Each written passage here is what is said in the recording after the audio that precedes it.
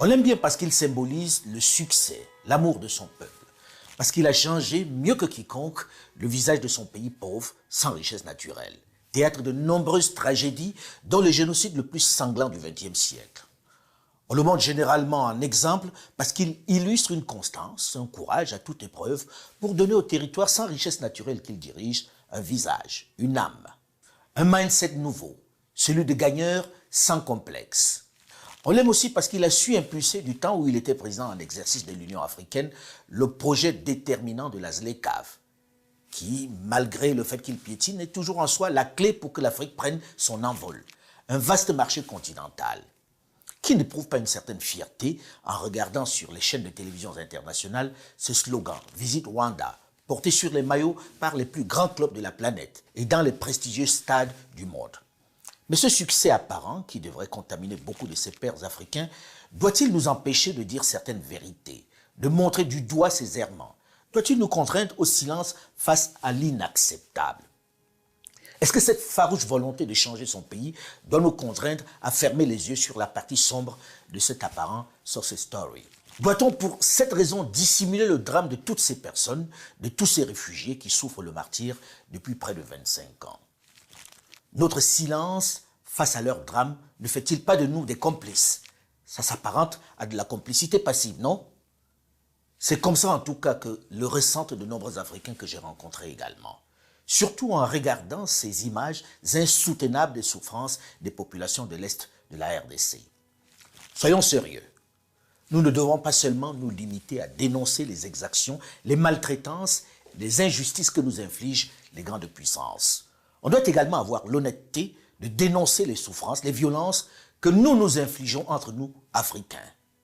Et de ce côté-là, le président Paul Kagame n'est pas vraiment en cohérence avec les idées panafricanistes qu'il dit incarner. Je sais que ces propos vont susciter l'ire de certains, mais l'émotion ne doit pas nous empêcher de dire la vérité, même si elle n'est pas agréable. Comment celui que l'on décrit comme un défenseur du continent noir peut-il accepter d'entretenir ceci? Ce n'est pas parce que vous avez un fils qui montre une farouche volonté de réussir et une impressionnante force de caractère, une détermination à toute épreuve, que l'on doit le laisser terroriser, écraser, spolier ses frères les moins doués, les moins décidés, les moins organisés, les plus fragiles. Non. On a même l'obligation, même si on l'aime bien, de défendre les plus faibles, de veiller sur l'équité, de les protéger de la violence du plus déterminé et du plus farouche. Nous devons aussi avoir le courage de regarder la vérité en reconnaissant que l'action du Rwanda en RDC n'est pas du tout amicale, loin s'en faut.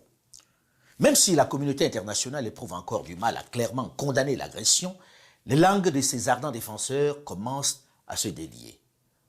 Comme un cadre supérieur de la MONUSCO sur le terrain qui me confiait, sous le sceau de la confidence, que le Rwanda exagère et qu'il est clairement identifié, cette fois encore, comme l'agresseur. Bien que les mots pour l'exprimer restent toujours très timides. Je suis très impatient de discuter de la manière dont nous pouvons soutenir la paix, la sécurité et la stabilité dans l'Est de la RDC qui est confronté à certains défis. Mais nous voulons soutenir les efforts africains importants qui sont en cours afin de faire face à ces défis. Et je dirais en particulier, nous applaudissons les efforts diplomatiques que nous voyons en cours pour l'initiative de Nairobi et la poursuite d'une paix durable dans la région. Les attaques du Rwanda contre la RDC sont très largement documentées.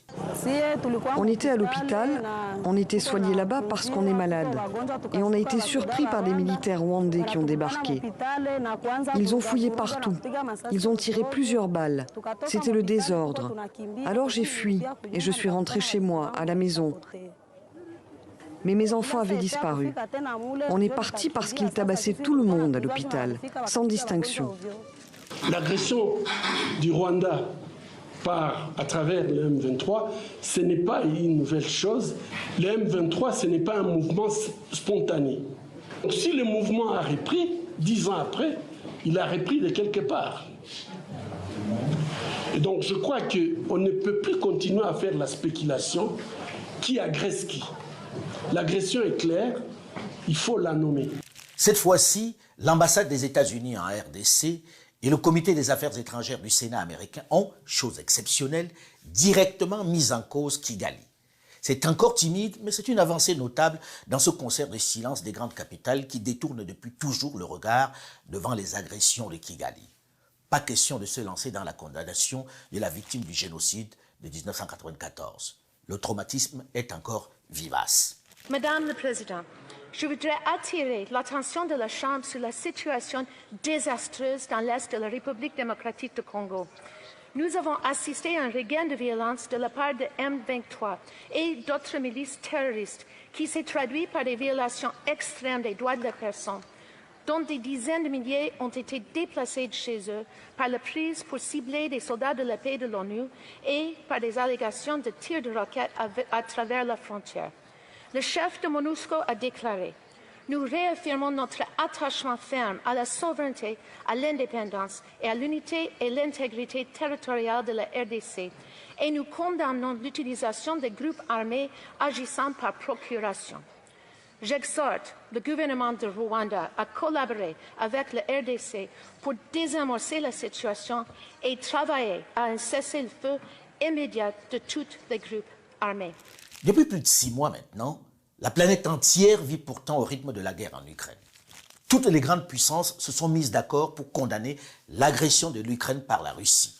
Elles continuent, au nom de l'aide à pays en danger, au nom du droit international, de dépenser des dizaines de milliards de dollars pour voler au secours de l'Ukraine agressée. Les dirigeants rivalisent même d'ingéniosité, se mobilisent pour être vus sur le terrain ukrainien. Ils sont tous là à serrer la main du président ukrainien. Mieux, aux États-Unis d'Amérique, la Chambre des représentants, qui en fait toujours des tonnes, a même voté un texte pour punir ceux qui n'ont pas accepté de sanctionner l'agresseur russe. Quelle solidarité internationale serait-on tenté de dire si l'on ne savait pas les raisons réelles qui motivent ce soutien? Les 28 et 29 mars dernier, le M23 était sorti de ses bâtiments d'altitude pour venir attaquer des positions de l'armée, notamment à Ruyoni et Tianzhou, région où 8 casques bleus sont morts dans le crash encore inexpliqué de leur hélicoptère. Après 2 jours de violents combats qui avaient provoqué la fuite de plusieurs dizaines de milliers de villageois vers le centre de Rutshuru et vers l'Ouganda, les rebelles avaient déclaré un cessez-le-feu unilatéral en affirmant souhaiter un règlement pacifique de la crise qui les oppose au gouvernement. Je ne peux m'empêcher de m'interroger devant le silence assourdissant des grandes puissances qui se déploient en Ukraine face à une autre agression tout aussi flagrante, celle du Rwanda dans l'est de la RDC. Sur la question du M23, ce sont des ressortissants congolais qui ont des griefs contre leur propre gouvernement. Nous tenons donc à souligner qu'il s'agit d'un problème interne congolais qui doit être résolu en interne. Il est profondément troublant que la RDC ait été prompte à blâmer le Rwanda, évitant ainsi d'honorer ses propres obligations. Face aux manœuvres de diversion usées par le Rwanda, cette fois encore l'armée congolaise détient des preuves de l'appui de RDF aux forces du M23. Il convient de rappeler qu'en 2013 déjà, il y avait des preuves fournies par les Nations Unies et son groupe d'experts chargés de surveiller l'embargo sur les armes à l'est de la RDC. Mais cette fois, des preuves sont collectées directement par l'armée congolaise. En acceptant à Luanda, lors des pourparlers, le principe de cessez-le-feu à imposer au M23, le Rwanda ne vient-il pas simplement de reconnaître tacitement qu'il est le soutien logistique et financier de ce mouvement terroriste? N'est-ce pas un aveu clair? Alors comment expliquer que dans le même temps, alors que c'est documenté, alors que les éléments de preuve sautent aux yeux, alors que les institutions sous-régionales et régionales ont reconnu les faits, que les mêmes grandes puissances se taisent devant l'agression par le Rwanda de la République démocratique du Congo? Pourtant, il s'agit du même type d'agression. Qu'est-ce qui explique ce silence assourdissant? On ne va pas faire semblant puisqu'on sait parfaitement les raisons qui imposent le silence des grandes nations occidentales. Les Occidentaux croient dans leur mutisme, voire l'occasion de faire oublier leur silence coupable alors qu'un génocide d'une horreur indescriptible se perpétrait au Rwanda. Depuis maintenant près d'une trentaine d'années, le Rwanda est intouchable. Et bien que l'agression cette fois encore soit avérée, vous voyez la gêne de la plupart de ces grandes nations à dénoncer ce qui se passe. Elle recommence en fermant les yeux sur l'horreur qui maintient en ruine tout l'Est du Congo depuis plus de 25 ans et hypothèque durablement la vie des générations entières. It's sad to see what's happening in DRC, and the international community is watching and keeping quiet again. You've seen what happened in Rwanda in 1994 during the genocide against Tutsi. Damals, als das Ganze geschah, hat die ganze Welt zugeschaut. 28 Jahre später, im Jahr 2022, passiert das Ganze nochmals im Kongo. stop that now, before it is too late. If people are being targeted and killed because they look like Rwandans, over the years we have been saying never again. It's time we mean it and stand up to request the UN and the MONUSCO to take an action by stopping the killing and targeting of Congolese Tutsi in DRC. Ich appelliere an die Weltgemeinschaft, diesmal nicht nur hinzuschauen, sondern auch zu handeln. Never again. A promise we made 28 years ago. A promise that the United Nations keeps repeating like a mantra. We cannot let that happen again. So please stop the killing and persecution of Tutsis and make sure that never again is not just a slogan. Never again should not be a slogan. Never again should not be a slogan. Never again shouldn't be just a slogan. Never again. Bien joué, Paul Kagame. Pendant les 25 dernières années, il aura su manœuvrer, il aura su jouer avec talent et à raison sur le génocide qui a durement frappé son pays en 1994. Créant un sentiment de culpabilité dans la plupart des nations, notamment occidentales, qui auraient dû voler à son secours au moment de la tragédie. Une surenchère mémorielle qui l'a finalement protégé de toutes les attaques pendant toutes ces décennies. Personne ne peut nier le talent de ce stratège. Tenez, il quitte avec fracas la francophonie pour rejoindre le Commonwealth, en imposant d'ailleurs l'anglais à la place du français dans son pays. Mais, et c'est là où il s'est très fort, il parvient à imposer une collaboratrice, une talentueuse rwandaise, à la tête de l'OIF, l'Organisation internationale de la francophonie, qu'il a quitté quelques années plus tôt. Ingénieux, non? Ce n'est pas tout. Alors qu'il est aux affaires depuis bientôt 28 ans, sans discontinuer, il devient l'interlocuteur privilégié des grandes nations occidentales qui lui ouvrent leurs portes et leurs chéquiers. Personne n'ose lui parler de droits de l'homme ou d'alternance. Ça force l'admiration, non? Ça change de nos présidents qui se plient au moindre coup de boutoir des dirigeants occidentaux. Il a réussi à renverser l'ordre établi. Il a su se faire respecter, tout simplement. You've said that Rwanda is like one giant prison, but you yourself worked with President Kagame. Has he changed, or has your opinion of him changed since the days when you worked for him? The man that I knew also changed, because you remember we're originally with the vision of transforming Rwanda. In the process, of course, we fought a civil war and we ended up gaining political power in Rwanda. And with time, that vision slided into Kagame becoming one guy who actually is the party, is the government, is the military, is the intelligence, is the legislature, is the executive, is everything in Rwanda.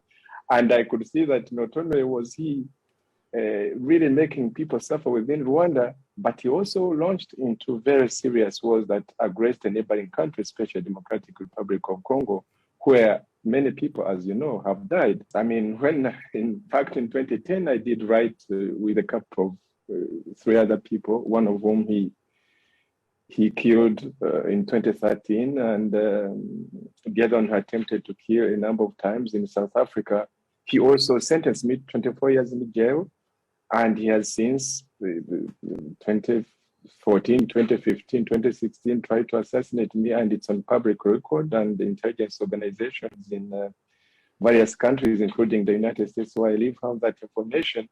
And so, yes, criticizing Kagame means that you have only 3 options: either to flee the country, or to be in jail, or to keep silent in the country. But even when you leave the country and go far away from him, he has a long arm in which he pursues you with a lot of passion, and sometimes he succeeds. Pourtant, malgré ces vives critiques de certains de ses opposants et anciens collaborateurs qui vivent pour l'essentiel en exil, Kigali vient d'accueillir en grande pompe le sommet du Commonwealth dans cette belle capitale débarrassée de ses sans-domicile fixe. Le principe de la démocratie, qui est l'une des valeurs de cette organisation, n'en a pas souffert. Que l'on l'accueille partout dans le monde avec déférence, avec respect, c'est une bonne chose. Il a bien travaillé pour son pays. Il a changé son visage. Mais, sincèrement, ce drame de 1994 que l'on déplore tous, que l'on ne souhaite plus jamais vivre en Afrique, l'autorise-t-il à occuper pendant toutes ces années, à déstabiliser pendant toutes ces décennies, dans le silence de la communauté internationale, l'Est de la RDC? C'est vrai que le génocide de 1994 a fait beaucoup de morts au Rwanda. Mais c'est vrai aussi que par la suite, le Rwanda et les groupes armés parfois suscités par lui ont aussi fait beaucoup de morts en RDC. Dommage que ceux de la RDC ne bénéficient pas de la même compassion alors qu'on les évalue selon les rapports fiables des Nations Unies à 8 à 12 millions. En réalité, pour bien comprendre cette situation ubuesque dans l'est de la RDC, qui oppose un géant de la taille de l'Union européenne à un petit pousset dont la superficie n'est même pas celle de la capitale Kinshasa, il faut absolument, j'allais dire, comme d'habitude dans ce type de situation, s'appuyer sur l'histoire. Elle nous éclaire beaucoup mieux. Je vais vous épargner de remonter jusqu'au début du XXe siècle où, après la défaite de l'Allemagne dans la Première Guerre mondiale en 1917, ces colonies ont été partagées aux vainqueurs. Ainsi, pendant que le Togo et le Cameroun étaient remis à la France et à la Grande-Bretagne, le Rwanda et l'Urundi étaient remis à la Belgique, qui va la fondre d'abord dans le Congo. Remonter jusque dans ces périodes serait trop long. On va se contenter de remonter seulement à 1997, puisque l'histoire semble se répéter. Vous pouvez d'ailleurs revivre dans le détail cette histoire du Congo dans ce coffret vidéo Archives d'Afrique consacré à Laurent Désiré Kabila. Il remonte le temps et fait mieux comprendre ce qui se passe depuis les indépendances dans cette région de l'Est du Congo. Vous pouvez vous le procurer sur le site archivesdafrique.com ou dans le point de vente de l'hôtel Sultani à Kinshasa, en RDC. Lorsqu'en 1997, le président Paul Kagame et son homologue ougandais Yoweri Museveni choisissent Laurent Désiré Kabila pour prendre d'assaut le régime du président fondateur, le maréchal Mobutu Sese Seko Kuku-Ngbendu wa Zabanga, l'objectif principal pour les deux chefs d'État est de sécuriser leurs frontières où se sont réfugiés un nombre important des génocidaires, les anciens phares, les forces armées rwandaises, les fameux FDLR, mais également les réfugiés qui ont survécu au massacre dans les camps à la frontière zaïroise. Il s'agit donc d'abord de sécuriser toute la bande de la frontière Est. L'inexorable montée de l'AFDEL vers Kinshasa, qui traverse tout l'Est du pays volant de victoire en victoire, va considérablement changer les objectifs. Les dirigeants rwandais rencontrent dans cette région un extraordinaire trafic qui existait déjà et qui était tenu par des aventuriers de tout poil venus des quatre coins du monde. Ils vont eux aussi se mettre à table. La région est particulièrement riche en minerais. Il faut en profiter. C'est d'ailleurs l'une des raisons qui, dès 1998, va diviser les alliés de la conquête du pouvoir de Kinshasa. Jusqu'à un moment donné, on nous a dit, voilà, vous rentrez, nous payons ce que nous devons payer. En fait, quand vous avez demandé, d'abord c'était aux Angolais, sans qu'ils commettent une seule gaffe, sans qu'ils réclament un seul centimètre de la portion congolaise, un seul centimètre des mines. Les Angolais sont partis. Et c'était des enfants congolais, des tigres nationalisés congolais. Ils sont partis. Il n'y a qu'une partie qui est restée. Mais les Rwandais continuent à tuer. Je me souviens, j'étais juste à proximité d'ici, un complot pour tuer Mzee. Bien avant, on les désarme, à 4 h du matin, on prend des bazookas, on prend tout cela. Alors Mzee dit, vous rentrez, messieurs. Et c'est moi que Mzee a envoyé pour aller voir James, et plutôt Kagame, au Rwanda. Je suis allé voir le président Kagame. Je me rappelle, j'étais avec Azadi Niembwe. Je lui ai dit, Mzee voudrait que votre armée rentre. Il m'a dit, mais j'ai toujours dit ça à Mzee. Mais c'est lui qui avait insisté qu'il puisse arriver jusqu'à Kinshasa. Entre Kigali et Kinshasa, en cette année 1998, rien ne va plus. Et le président Laurent Désiré Kabila, qui en a assez du comportement violent, arrogant et prédateur de ses protecteurs d'hier, ne va plus prendre les gants pour dénoncer le pillage dont fait l'objet son pays. Il va d'ailleurs se rendre directement à Kigali pour exprimer son mécontentement. Le Congo actuellement est en train d'être saigné à blanc. Les fraudeurs font traverser des centaines de kilos d'or par semaine, en passant par le Rwanda vers l'extérieur. Nous avons tissé des liens d'amitié et de fraternité, mais l'amitié, il faut toujours l'entretenir. L'idée de la rupture, le président Paul Kagame ne peut l'accepter ainsi. Pas envisageable. Désormais, les alliés d'hier vont s'affronter. Le Rwanda et l'Ouganda vont susciter des rébellions pour s'attaquer au régime de Laurent Désiré Kabila.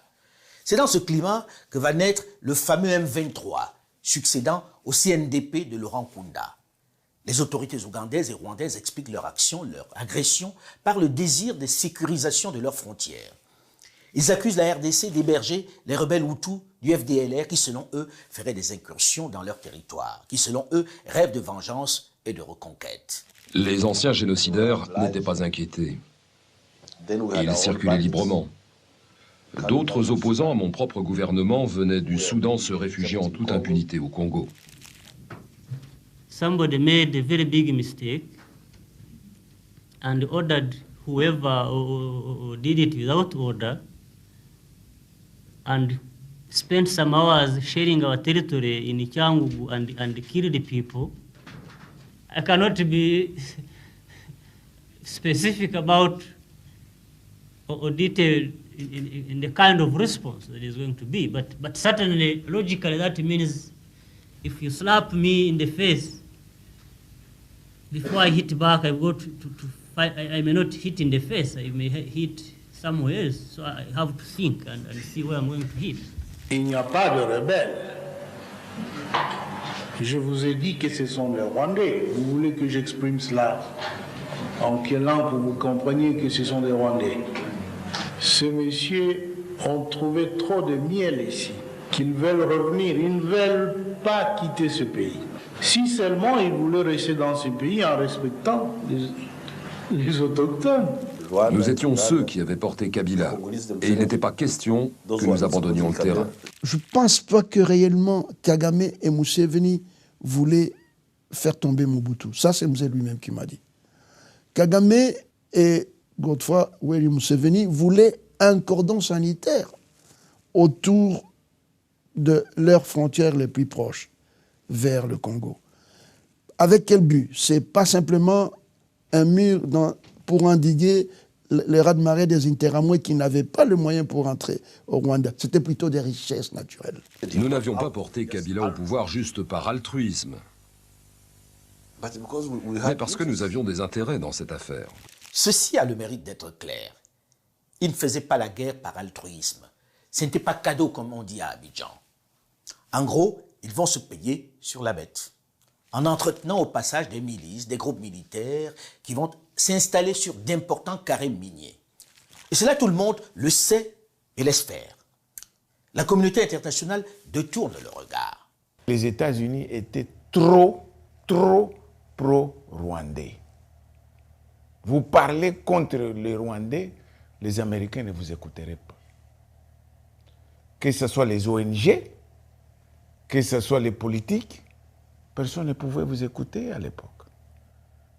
Quand vous dites un Rwandais a tué un enfant, ils allaient à l'époque, ils allaient dire non, ils ne l'ont pas fait. C'est vous qui avez tué les Rwandais.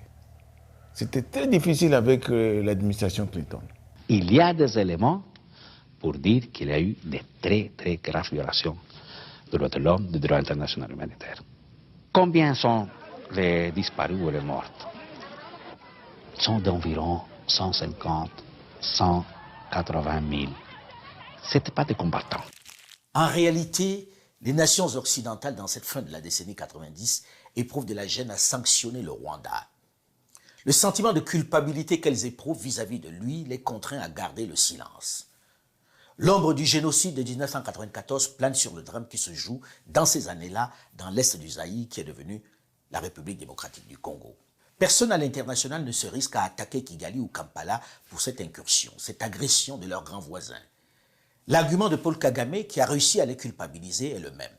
Nous éloignons les FDLR, les génocidaires de nos frontières. On se bat pour qu'ils ne recommencent pas. La sécurisation de nos frontières est vitale. Nous nous protégeons d'un autre génocide. Un argument qui fait mouche puisque personne n'ose le contrarier. Même lorsque le président Laurent-Désiré Kabila, qui jusque-là refusait de permettre des enquêtes sur les meurtres et les charniers qui ont accompagné son accession au pouvoir, se met à table et évoque les crimes commis par ses alliés rwandais. Maintenant que le divorce est consommé, les langues se délient.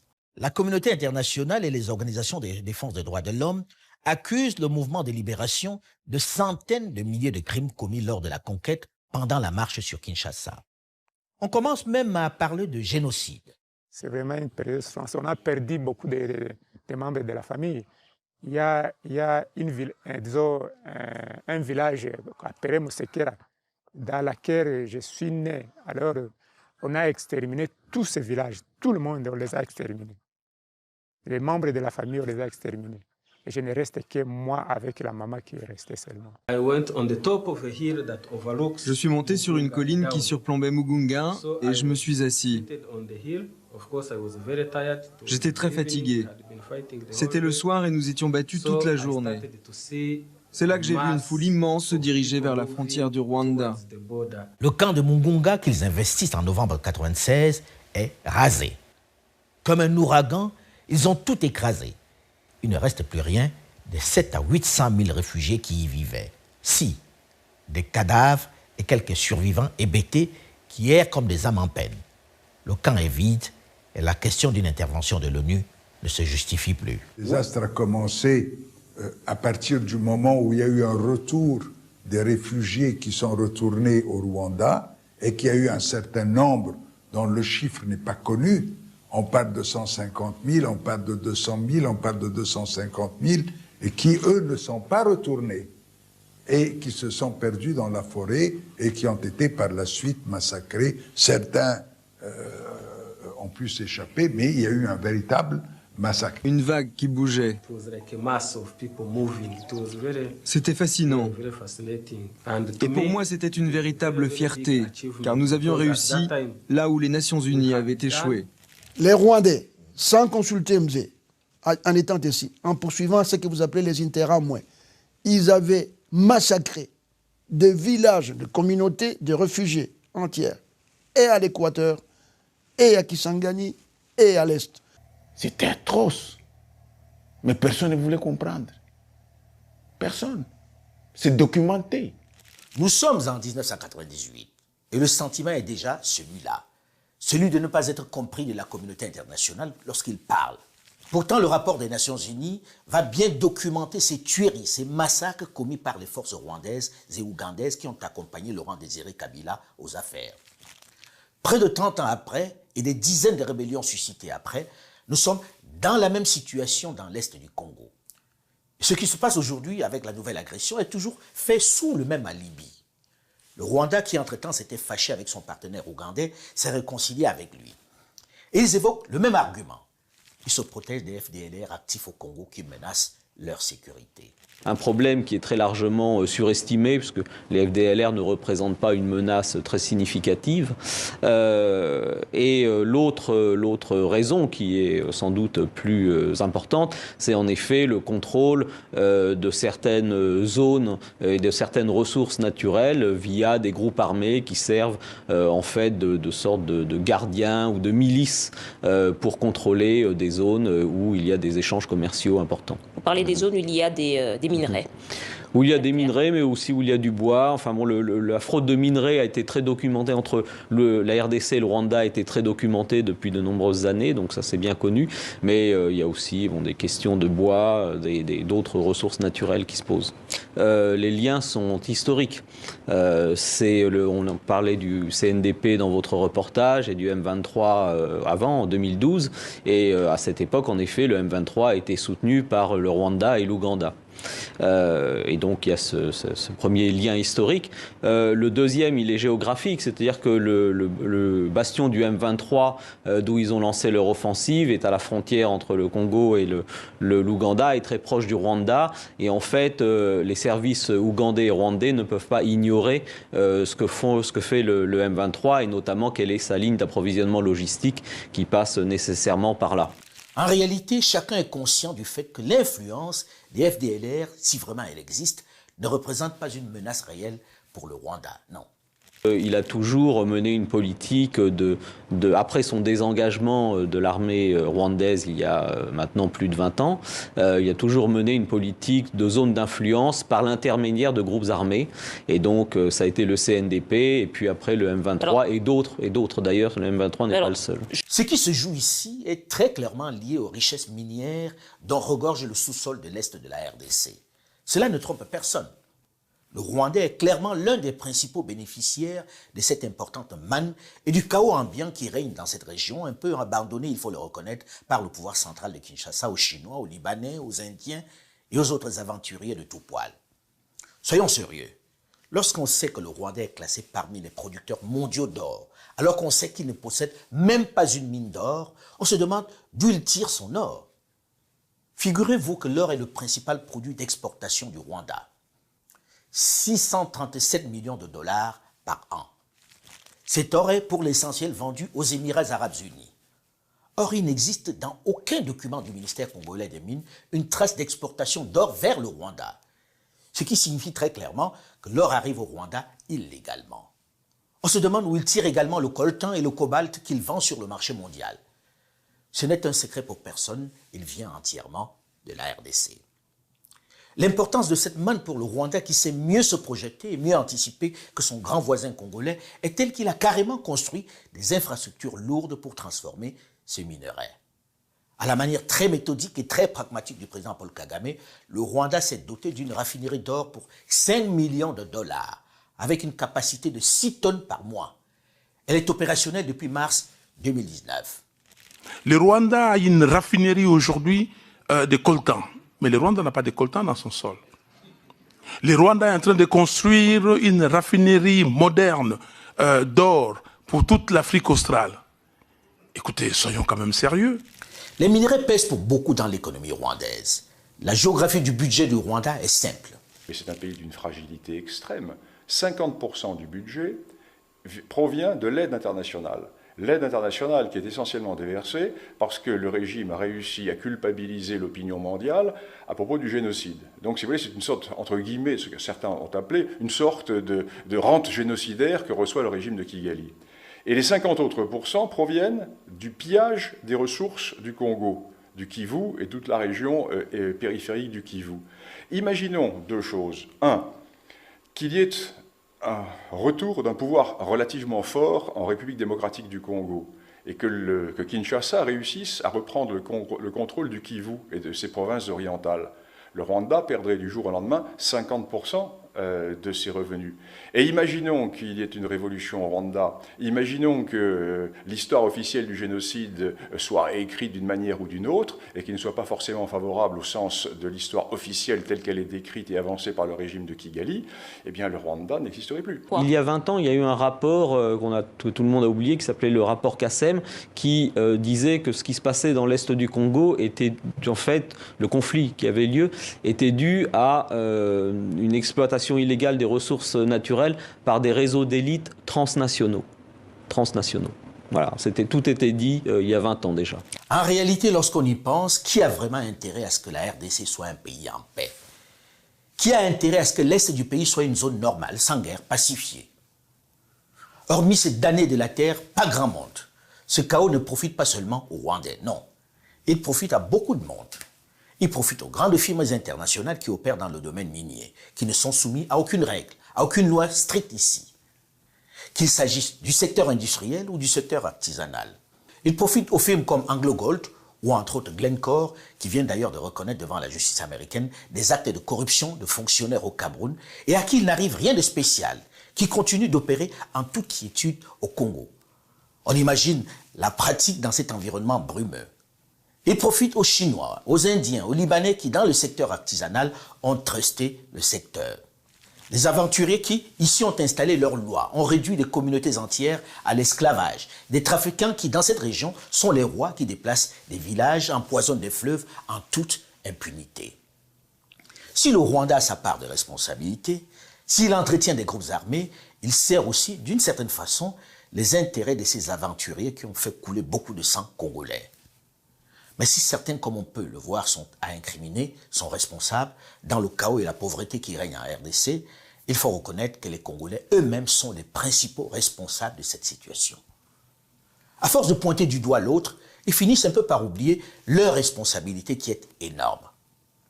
Comment expliquer qu'un pays de la taille de l'Union européenne soit ainsi mis à mal par un petit voisin qui n'a même pas la superficie et la population de la seule capitale Kinshasa? C'est qu'il y a bien un gros souci en interne. La division qui prévaut sur place est l'une des causes. Ce n'est pas un phénomène propre au seul Congo, malheureusement, mais les rivalités, les affrontements, les divisions ethniques sont particulièrement nombreuses et vivaces ici. Au Congo, on se définit trop souvent d'abord comme du Katanga, du Kasaï, de l'Ituri, du Maniema ou de l'Équateur, avant d'être simplement congolais. Des particularismes provinciaux qui ont embrasé le Zaïre moins de 5 jours seulement après son indépendance qui perdurent. On espère que la jeunesse congolaise, qui a une vraie conscience panafricaine, va savoir transcender ces divisions d'un autre temps qui fragilisent leur pays. Par ailleurs, si les autres, j'entends par là les grandes firmes internationales et les voisins, ont eu l'opportunité de déstabiliser le pays, c'est toujours avec la complicité des nationaux. La corruption en RDC est endémique. Derrière chaque Chinois, chaque Libanais, bref, chaque minier qui se cache dans l'artisanat, il y a un député, un ministre, un officier de l'armée ou un politique. Je pense que l'Est du pays, on n'a jamais eu la volonté d'en finir. Parce que j'avais parlé des armes. Écoute ce que les M23 et même me disaient, ou m'ont dit. Au centre Mbalaba, vous êtes toujours là à dire le Rwanda nous approvisionne en armes, l'Ouganda nous approvisionne en armes. Et si on vous disait qu'un des deux plus gros fournisseurs en armes, ce sont les FARDC. J'ai sursauté. Et ils m'ont dit oui, lorsque des cargaisons d'armes quittent Kinshasa, nous sommes au courant. L'itinéraire que ça va prendre. Et puis quelque part, on se met à tirer en l'air, on tire, ils laissent la cargaison et ils repartent et nous prenons. Donc on sait très bien. D'ailleurs, vous avez vu que même dernièrement à Ituri, il y a des officiers qui ont été jugés et condamnés. Donc il y a eu, j'espère qu'il n'y en a plus, de cercles criminels au sein des FARDC. Et si vous causez avec, à l'époque, je crois, il était major Tchibangu, colonel Tchibangu, maintenant général Tchibangu, je crois que vous le connaissez. Eh bien, lorsqu'il luttait contre Kunda Batoire et Bosco Taganda, j'étais souvent à Goma. Il leur arrivait qu'ils reçoivent le contre-ordre juste au moment où ils devaient mener le coup fatal, le coup décisif. Des ordres venaient de Kinshasa et on leur disait « vous arrêtez là ». C'est vrai que lorsque nous avons été sur le terrain à l'Est pour le tournage du documentaire consacré aux mines au Congo, à chaque fois que nous rentrions dans une concession, dans une mine, le Chinois, le Libanais et tous les aventuriers qui se retrouvent en RDC, qui ont contourné toutes les règles pour s'approprier des mines, se dépêchaient d'appeler leurs pontes, leurs protecteurs à Kinshasa. Certains n'hésitaient d'ailleurs pas à nous menacer en nous rappelant qu'ils ont des soutiens importants dans la capitale, des personnes tout en haut qui vont nous écraser. Pendant ce tournage, nous avons plus eu maille à partir avec les grands pontes du régime, les notables locaux, qu'avec les étrangers. Les plus gros risques encourus étaient avec les Congolais. Dans chacune des mines qui appartenaient aux Chinois et aux étrangers, nous avons rencontré des militaires qui les gardaient, des FARDC. On dit d'ailleurs au Congo que chaque député ou chaque homme politique a son Chinois. Parfois, je me demande si ce n'est pas chaque Chinois qui a son politique ou son général. Figurez-vous que certaines des mines chinoises qui avaient été fermées par l'autorité du Sud Kivu après notre dénonciation ont été rouvertes sous la pression des autorités de Kinshasa, au mépris de toutes les règles. Ils n'ont rien à craindre du jeune gouverneur du Sud Kivu qui, malgré sa bonne volonté, semble avoir les mains liées. Ils peuvent polluer sans gêne et vendre leur or sans tracas. Et eux le vendent directement en Chine. Pas de statistiques possibles. Quand on regarde les chiffres, par exemple, quand vous prenez les statistiques de l'année passée, où, que ce soit le Rwanda ou le Burundi, où ils ont exporté, je crois, plus de 300 tonnes, où ils ont raffiné dans les raffineries, que ce soit en Ouganda ou à Kigali, il y a de quoi se poser des questions. En réalité, les autorités provinciales et nationales congolaises ont eux aussi une grande part de responsabilité dans cette situation de paupérisation dans l'Est du Congo. L'or, le coltan et le cobalt qui traversent la frontière pour être vendus sur le marché par le Rwanda n'est pas que le fait des autorités de Kigali. Au regard de la fiscalité minière complètement obsolète qui accourt dans cette région, la plupart des miniers congolais, dans le secteur artisanal, ont plus intérêt à aller vendre leur or ou leur coltan au Rwanda ou en Ouganda. La fiscalité y est attractive, mais difficile de le faire évoluer du côté du Congo. Si un comptoir devrait avoir 1 kilo d'or, et qu'on doit l'obliger, n'est-ce pas, à payer 5% de la valeur expertisée, et qu'en traversant dans les pays les plus offrants, où la taxe déjà est de 0,4, en d'autres termes, il a déjà 4,6 qu'il gagne. C'est-à-dire qu'il gagne 4 fois plus en vendant chez le voisin que sur place. Exact. Si l'influence des autres est aussi néfaste en RDC, c'est bien parce que ces pays étrangers, ces multinationales, ont trouvé un terreau fertile. C'est parce que la corruption est endémique au Congo. En réalité, le principal souci est celui de la corruption de l'élite nationale. C'est eux qui, pour la plupart, ont vendu leur pays. C'est eux qui ont permis de faire de leur population des esclaves. C'est le grand chantier auquel se trouve confronté le président Félix Tshisekedi Tshilombo. Le Congo, depuis des décennies, est entré dans une forme d'habitude du mal. Donc la corruption était devenue banale, on l'a banalisée. Endémique. Mais vous savez, endémique. Vous savez, il n'y a pas que la corruption comme telle, mais il y a aussi ce changement de mentalité. Si le Congo veut sortir de cette situation, sa principale tâche doit être à la fois de combattre cette corruption endémique, mais également d'unir tout le monde autour de ce qui est essentiel, la RDC. C'est seulement à ce prix-là qu'elle peut survivre. Comment vous pouvez, vous, élite congolaise, vous journalistes, penser qu'il est normal que les Rwandais influent sur la politique congolaise? L'Ouganda influe sur la politique congolaise en disant nous voulons tel plutôt que tel, ainsi de suite. Et que nous ne sommes pas en mesure de dire qui nous voulons comme président au Rwanda. C'est parce que nous sommes faibles. Le Congo, en cette période, gagne à être uni. Et la force de son leader doit venir surtout de sa capacité à faire l'union pour la patrie. Le moment n'est pas à la chasse aux sorcières ou aux sempiternelles joutes politiques. Si les politiques congolais veulent garder le respect de leur population, elles doivent maintenant taire leur division et donner à ce pays sa réelle place. Pendant qu'ils se battent pour savoir qui va occuper tel ou tel poste, pendant qu'ils jouent à se faire peur, d'autres se servent allègrement dans le pays. Il devient urgent dans un pays qui trop souvent se distingue par le nombre de véhicules 4x4 km² dans la ville, que l'on fasse enfin reculer la pauvreté, que l'on s'occupe enfin de développer, d'exploiter, de valoriser le cadeau dont la nature l'a doté pour diminuer les souffrances des populations et gagner son respect. Parce qu'en réalité, si la RDC est ainsi malmenée, c'est parce que ses dirigeants ont offert l'opportunité de le faire. Laissez-moi vous corriger. Ce ne sont pas seulement ceux qui combattent dans le CNDP ou dans la soi-disant rébellion appelée M23 qui ont été associés au Rwanda ou à l'armée rwandaise. Même ceux qui sont dans le gouvernement aujourd'hui ont fait partie de cela. Il n'y a personne dans le gouvernement congolais, en commençant exactement par sa tête, qui n'ait pas d'association avec nous. Oui, il faut que le Rwanda cesse son entreprise de déstabilisation. Oui, il faut qu'il soit dans une démarche plus respectueuse des Congolais. Mais dans le même temps, les Congolais doivent s'organiser.